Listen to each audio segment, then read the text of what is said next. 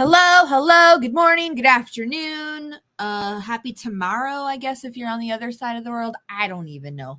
Listen, I haven't even been out of bed for that long. Let's be honest. Okay, so today I am so excited to have you here on the Badass Funnel Fiesta, which, guys, I think it was last week or the week before, I had the genius realization that for my Facebook group, Funnel Like a Badass, the acronym for that when I was writing it in my calendar is FLAB. And I thought that was the most amazing thing ever. Well, last night I was doing the same thing, scheduling out my guests for July, and I abbreviate everything in my calendar. And guess what? Badass Funnel Fiesta is BFF. This is meant to be. I'm a genius, and I knew it, but I'm an extra genius. Anyway, today I am so excited to have my new friend, Coach Jennie, join us. I've heard her do a few workshops in various events, and this girl has a special place in my heart because before I even knew much about her, she says the same kind of things that I do. And I'm like, yes, please speak louder for the people in the back. So I hope that you guys I know you're going to love her as much as I do because she's like my older sister because I'm only 12. Okay, so I'm going to bring her up and we are going to have a fantastic time. Here we go. Coach Jennie. Hello. And welcome to the chaos. How are you? You almost lost your friendship when you said your older sister until you mentioned the only 12. And then I feel better. It's okay. Whatever. Well, my birthday is on Monday, so happy birthday. Yeah, well, it is what it is. It's my birthday. But so yeah, when I said older sister, I'm like, wait a minute, I better reel that back. Because I'm actually older than I look.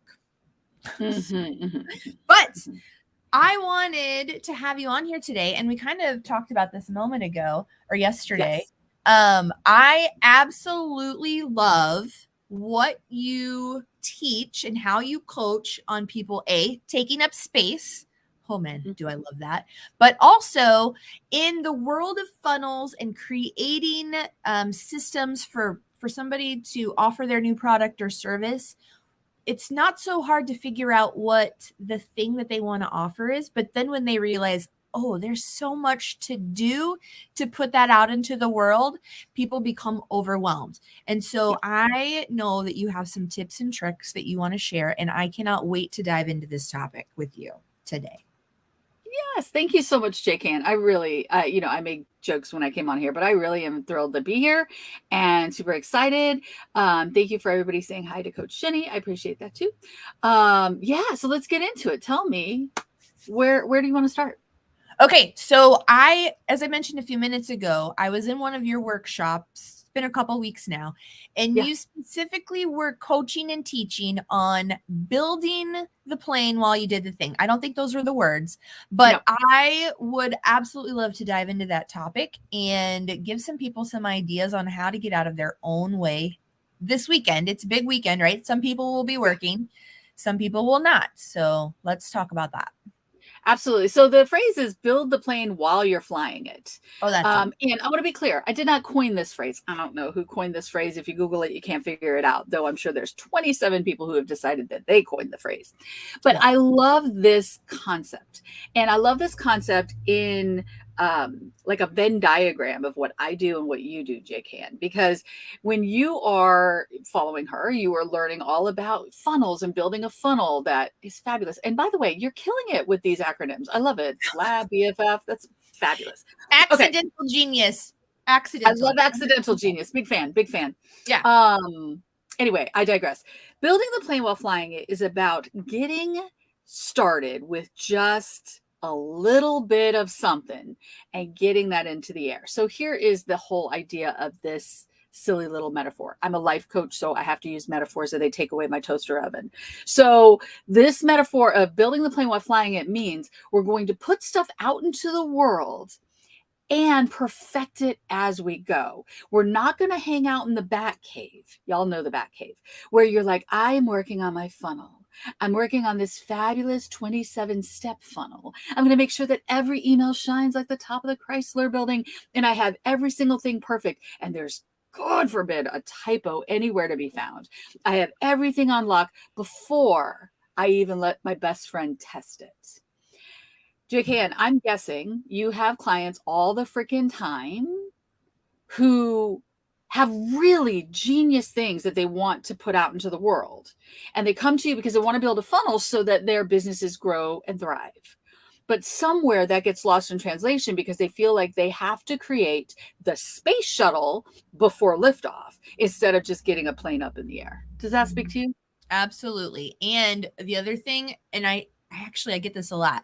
So you mentioned somebody thinks that they need to have a 27-step funnel, and they come to me and they're like, here's all the things that I think I need to do. And I'm like, whoa, stop right there. First of all, why do we need all of these steps? Are you going to follow all these steps? Oh, no, I probably wouldn't. Then why would you expect your client to do the same thing? And do you have the bandwidth to even create these 27 steps? Let's make it simple. So yeah, that is part of the problem. They think that they have to do all of these things because somebody in the marketplace gave them a strategy, some guru, and they think that that's the all be all. What's that saying? Be all, End all, be all. Yeah, End no. all, be all, I think. Man, yeah. no. And I also get it. So, I mean, we're pushing you right here, but I have empathy. We're not monsters. Mm-hmm. I get why you're doing this. The reason that we have this tendency to want to make sure everything we put out into the world is perfect is because we don't want to experience any embarrassment. We want to make sure that what we put out there, there's no, I call them drive-by editors. We have no drive-by editors that are going to come around and point out that we use the wrong you're there or they're there or whatever the heck, right? Mm-hmm. Because that would be humiliating. I personally think if a drive-by editor is catching that, they're missing the point. But that's neither here nor there. We also have that perfectionism because, well, we have standards. We want to do a really good job. We want people to see us as professional. Okay, maybe not me and JKN. We're not terribly, I want to describe us as professional. We're badass. We're amazing, but that's probably not the first word you'd use, but nope. I digress. But we want to come off as knowing our stuff. We want to come off as people who have it together so that people want to buy things from us. And that can get twisted by that voice in the back of your head, that inner critical voice. I call her Hilda. Apologies to anybody named Hilda. So that Hilda back there who's telling us, you know what? Unless it's perfect, it's not good enough. And that keeps us from starting. Go ahead, please. I love this concept of Hilda, and lots of people talk about Hilda, but I discovered I was doing a little bit of research because I like to be I like to seem like I'm well prepared. But you wrote a book about Hilda, yeah? I did. She's right here. I have my book. Yeah. I wrote a whole book about Hilda. And who is Hilda on the front? So Hilda, oh man, and I'm live streaming this to my Facebook page, but Hilda is the picture in my brain of my inner critic who allegedly looks like the broad I hated in high school. Allegedly. Okay. That's the word that I wanted right there. Allegedly. That's what you wanted to hear. Yeah. So her name was not Hilda, by the way, because I have to protect. You have to protect the guilty. Exactly. Well, and let's not be too mean here. Yeah. But the idea of my book is to talk about Hilda in a different way. You're right.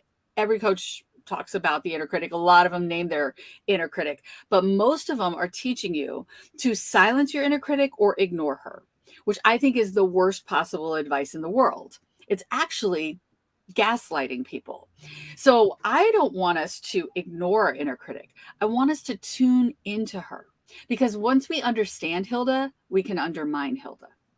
Once we understand what her motivations are, we can move past it. Because if you would just listen to Hilda and all of her negativity and all of the self-doubt and perfectionism and crap she's putting in your head, then you would stay safe, stuck, and stifled in your cozy little comfort zone and never fail again.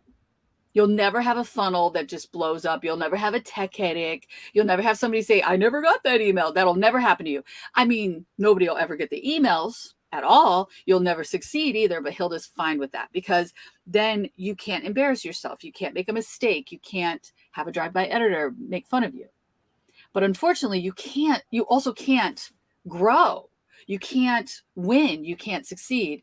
And if I'm going to press on a button that I know everybody listening to this that is an entrepreneur gets, you can't help people because Hilda is keeping your genius in the back cave. So the whole reason that I talk about building the plane while flying it is because it silences Hilda. By doing that, you're approaching this not as a strategy that I've got all figured out, but as an experiment.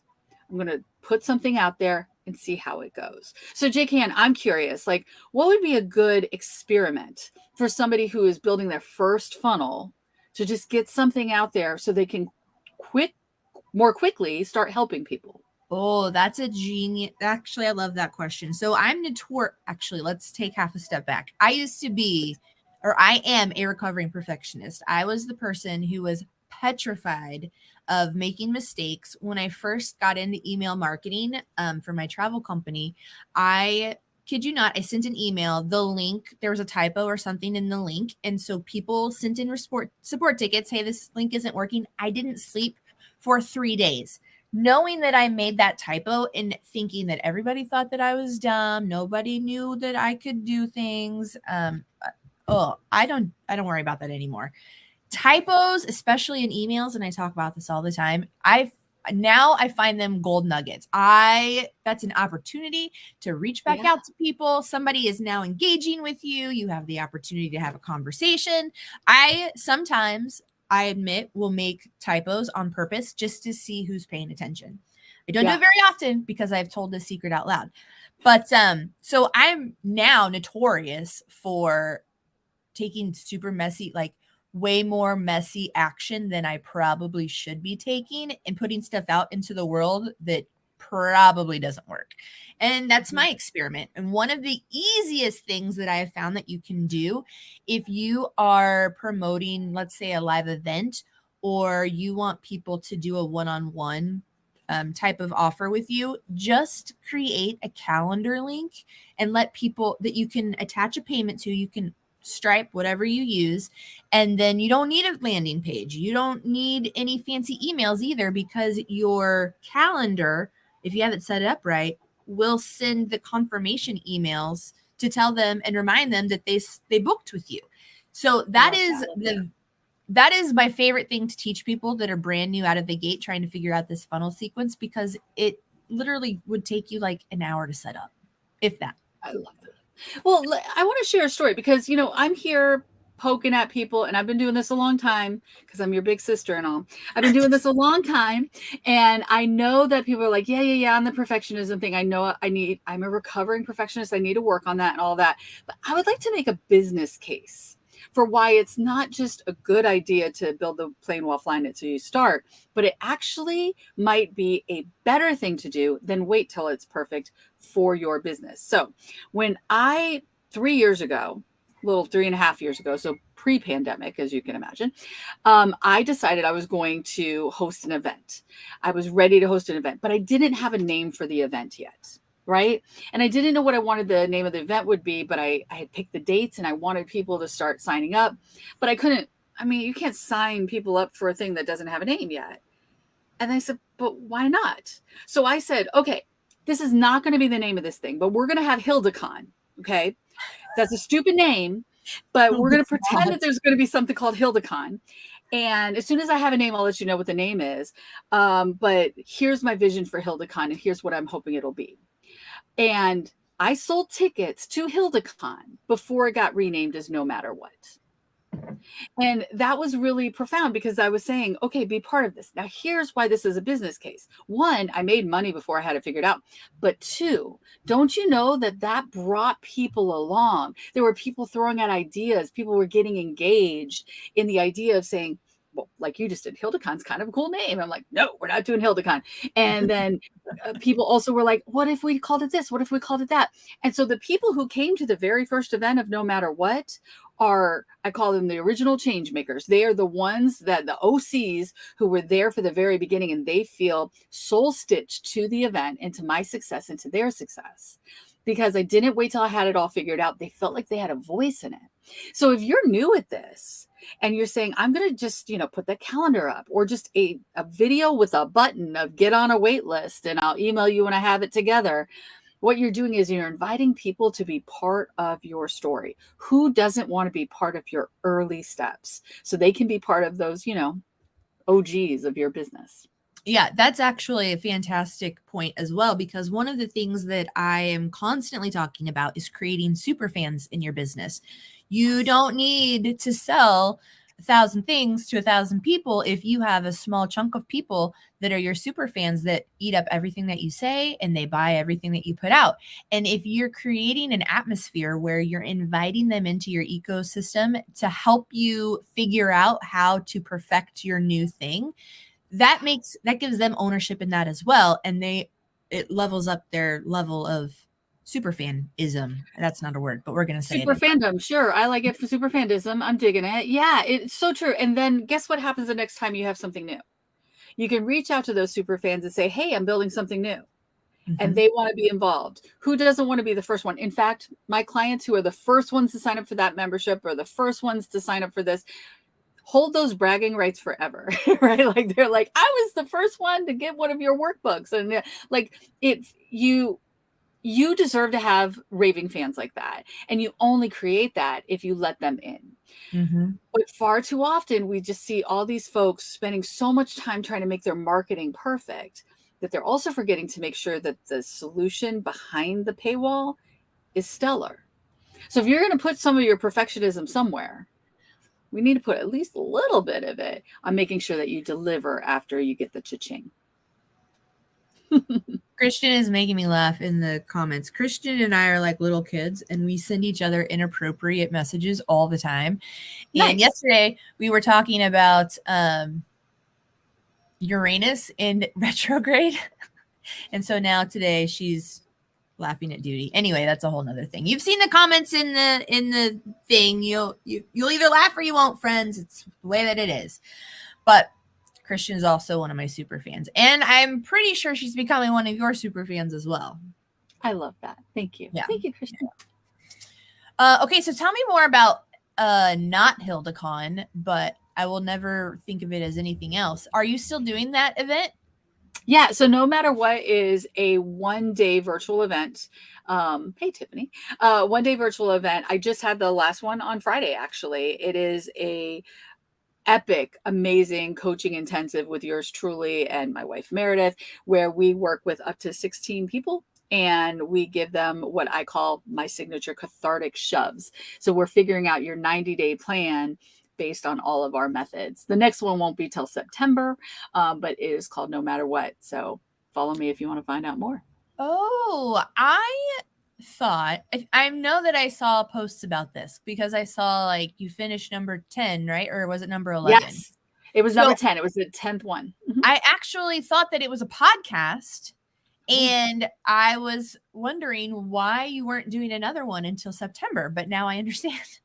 Yes, it's a one-day intensive, and I don't do one in July and August because everybody's vacationing. You know what I mean? Everybody's kind of and not in that headspace. So we do one at the end as often as I can. We do one at the end of June. And that one at the end of June really kind of sets you up for July, August, and September, where, as we all know, as entrepreneurs, I think if you've been doing this for at least a year, September is the new January, right? Like September is the best month of my business every year. So I want to spend July and August prepping for that. But then come September, we're getting ready for January, right? So in mid to late September, we'll have the next No Matter What event, so that we're setting everybody up for success of what they want to accomplish in those next 90 days that matters to them. Okay, I love this. I love where we're going with this because I have been preaching to the choir about being prepared for Black Friday since Black Friday of last year. I don't know if you've heard me say this, but the pre-launch strategy that I do it started because of Black Friday. And I personally, for years, did this exact thing. And finally one day had a light bulb. I was like, oh, geez, what the hell was I thinking? But most people, and tell me in the chat if this is some of you I've never met before. So hello, I'm JKN. But tell me if this sounds like you. You are like 2 weeks out from Black Friday. You start seeing the Walmart and the Target ads, right? And you're like, oh, Black Friday is like 2 weeks away. I should totally come up with my Black Friday deal. 2 weeks away from Black Friday, right? So now 24 hours before Black Friday, you're like, oh, I should tell my audience that I created this offer. I don't really know how I'm going to take their money. I can throw something together really quick, but surely I'm going to tell them. And then on tomorrow, I'm going to make $1 million. And then tomorrow comes, we'll say Saturday comes, and you haven't made $10, and you're like, oh, what happened? So I've been preaching the pre-launch strategy all year long. And specifically, I did a workshop this week focusing on Q3, knowing that getting geared up for the holidays for September is a big deal. So let's talk about why or what people can be doing in July and August to get ready for September and Black Friday. If you're going to I mean, for me, I can only speak to me because I am not a business strategist. It's not what I do, right? But for me, what my no matter what process is about is helping people make commitments for the next 90 days. So I'm going to pick on Christian because you mentioned she's one of our new fans here, and she just said a phrase that I want to take out of her vocabulary, which is working on it. Okay, working on it. So if you're working on something, are you actually accomplishing much? I would like to take working on out of your vocabulary. So to answer your question, JK, I think what we can do is stop working on things, or if you're Southern, stop fixing to, and instead actually figure out what your finish lines are that you're going to cross in July that are getting you prepared. What finish lines can you cross in August that are going to make a difference? What finish lines do you need to have finished? What things do you need to have accomplished so that in September you're ready to go? In my business, we're very focused on the make it happen method, which is the way that you can kind of get started working with us immediately and not wait for no matter what. And I want to make sure that by September, we have really done a good job of honing our message for why you need to join the Make It Happen Method and Power Hour. How am I doing that? By having live streams today with JKN, building the plane while flying it, right? By doing workshops that you've just participated in, not waiting until September to give my first workshop. I'm practicing with any microphone I can get my hands on so that I can get better and better and better at telling people about my work. And I think that's the difference. So instead of working on it, start and cross and finish line. Message received. Yes. Love it. I think my internet is freaking out. Am I freezing for you every now and then? Is my face freezing? No, but it could be me. I am in a campground the weekend before 4th of July. So the weekend warriors are here sucking up some of the Wi-Fi. It's unacceptable. Those jerks. Don't they know that some of us are still working? I know. They're all on vacation or retired, and then there's me and Meredith. So you cracked me up the other night. We were in your fireside chat, actually, and people kept coming up talking to her, and she's like, can't you read the room? I'm obviously talking to people on a laptop right here.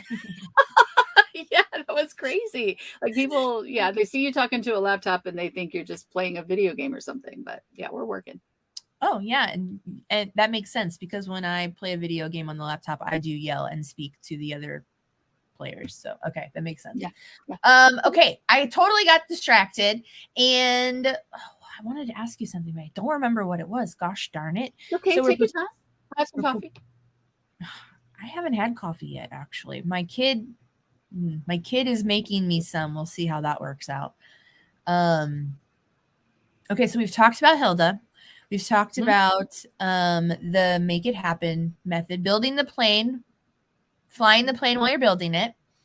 Yep. What would be, it's a holiday weekend, what would be your best advice for somebody today that's like, oh, I really want to get serious about September, we'll say September specifically, and I want to be ready to crush it. What can somebody do today, this weekend, while they're sitting around scrolling through their Facebook, not doing anything, to take the first step? Love this question. I love it so darn much. The first thing is figure out what is going to get you closest to your goals in September this week. And I mean, that's the whole point of the Make It Happen method, is to take all of the things you want to do in the world and figure out, okay, yeah, but what does that look like this week? What finish lines can I cross this week that will move the needle towards what I'm trying to do in the world, what I want to make happen in the world? So this particular weekend, we're recording this, if you're watching the replay, on June 30th. We're going into the 4th of July week. And guess what? All of our clients are going to like barbecues and beach parties or whatever the heck. It is the perfect time. It is my favorite Batcave week to actually get ahead on all of these things. So tackling this week ahead and saying, I'm going to choose to cross these finish lines. So if you're working with JKN and you're working on a funnel, so my suggestion is that on July 5th, be ready to publish something to the world. What can you publish to the world and invite people in? Because doesn't matter what you're working on out there if nobody can press a button and buy it, or nobody can sign up for it, or nobody can register for the free thing. So my challenge to anybody listening to the sound of my voice right now is that between now and Wednesday, because nobody's paying attention to you till Wednesday, you have a nice long weekend where you can get all your perfectionism out of you. As long as on July 5th, somebody can click a button and sign up for something that they can't sign up for right now. That's the difference between working on your business and actually asking people to sign up. Because if you're not asking for business, or at least asking for referrals, the shiz is just a hobby. Truth bomb. Actually, that hits hard. Really hits me hard. I didn't even drink. So I have a couple of things. We've had a fantastic audience today so far, and I know a lot of people thanks for being here, you guys. A lot of people are going to see this in the replay because I'm about to put it everywhere. But if you are from my audience and you want to get into Coach Jennie's world, I have a Hilda thing for you. Tell us about the handy dandy Hilda cheat sheet. Yeah, isn't that a mouthful? The handy dandy Hilda cheat sheet. So I mention Hilda a lot, but she is not a one-trick pony. When I started writing the book about Hilda, I thought that we were on a mission to figure her out and kill the beast, so we'd never hear from her again. Not the case at all.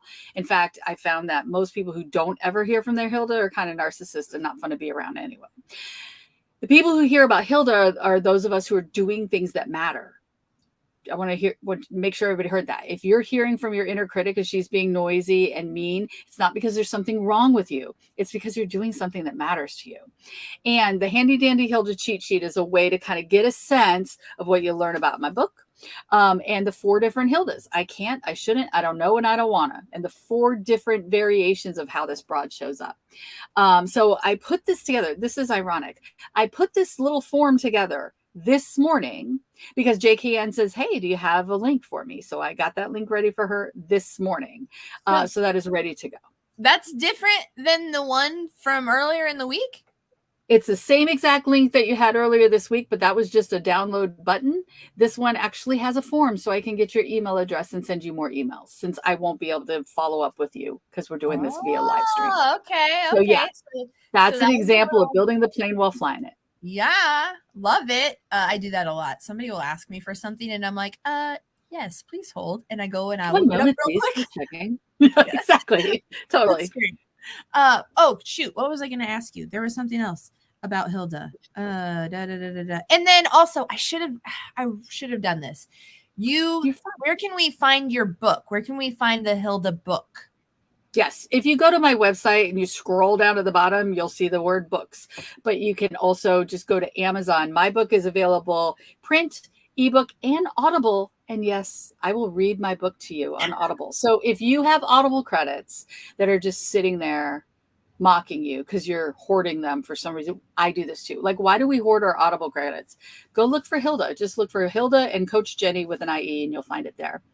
That is how I found it on Amazon. I literally, because we couldn't remember the whole name. And so I put in Hilda and Coach Jennie, and there it was. It was so easy to find. That's all you need. If you just search for Hilda, you'll get a lot of like children's books about Hilda the troll and stuff like that. So that's not mine. She is a troll, but different. She is a troll. And I know what I was going to say. I love the fact that you tell us that you don't want to silence Hilda, because that is Yes. what most coaches are telling you. They're teaching you so you recognize it and then you can just tell her to shut the hell up. But that doesn't do anything for you. That doesn't It doesn't, because what all you're doing is beating yourself. What happens with that? Thank you for bringing that up. What happens with that is I see clients come to me and they're like, I've been working really hard on silencing my Hilda. So when I hear my Hilda, I tell her to shush and then I keep going, which means you're not actually dealing with what she's trying to bring up. Now, she's being awful. We don't want to listen and let her drive, but it is valuable to tune in and say, okay, what's her beef? What is she trying to protect me from? She's trying to protect me from embarrassment right now. Or, you know what? She's trying to protect me from making the same mistake again. Or she's just really scared because this really matters to me. And that's going to allow you to reconnect with, well, why does this matter to you? I said it a little earlier, and I know Christian mentioned like that was a dig. You want to help people. I don't work with anybody that doesn't want to help people. Every one of the clients that want to work with me, it's because there's some aspect of their work that makes an impact. And Hilda's trying to keep you from that for all of these kind of interpersonal reasons that are holding you back from helping that person. So once you have a language, which is the whole reason I talk about Hilda, and I don't want a Hilda is in cahoots with I don't know Hilda and what she's doing. When you dig into all of that, now you have a language to actually address why that stuff is coming up so you can do something about it and get further faster. So ignoring your inner critic, and then here, I'll just be very honest. When coaches say that to you, it's because they don't have something to help you actually do something with that information. And then the next time Hilda's loud for you, you feel worse because, oh, look at what a loser I am that my inner voice is here. I call BS on that. The next time Hilda shows up, it's because you're doing something that matters. That's worthy of celebration. You're pissing off Hilda. You're doing something great. So lean into that. I love it. Oh my gosh. I can't even tell you how much I love it. So now I'm going to have to go buy the book because I want to be friends with Hilda, your Hilda, and Nate. I can't even think of a good name. I've probably named her multiple times. In the intro of the book, I talk about it. I list a bunch of names that she's been called by my clients as at the time I wrote the book in 2016. My favorite so far is Mr. Picklebottom. But that's a fun Hilda name, so who knows where it could go. That's funny.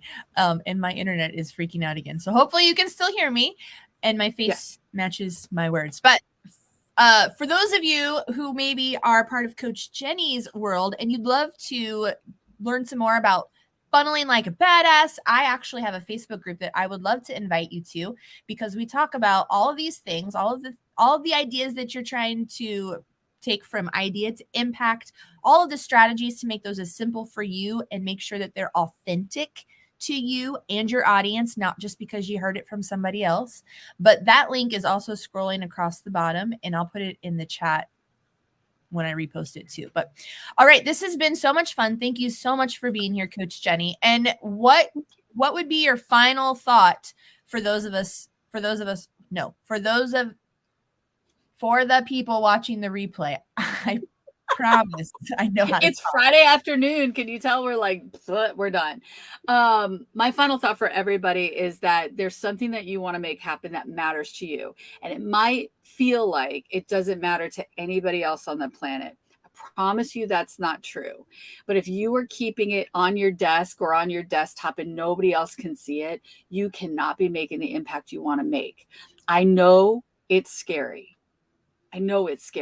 But I promise you, anybody who's done anything that really matters to them also figured out how to get through that scary. And that's the reason people like me and JKN exist. If it's that scary, ask for help so that we can support you to get through that fear so that you can get to the other side and help more people. Oh, I love it. Thank you so much for being here. And everybody that's watching this live, thank you so much. I forgot to ask in the beginning where you're watching from, but whether you're watching live or the replay, tell us where you are. Tell us if you have big 4th of July plans because it's my birthday and my anniversary, but I still don't have plans. My husband is working this year, but I want to know what you're doing. And you guys have a great, safe holiday, and we will see you again next week. Thank you.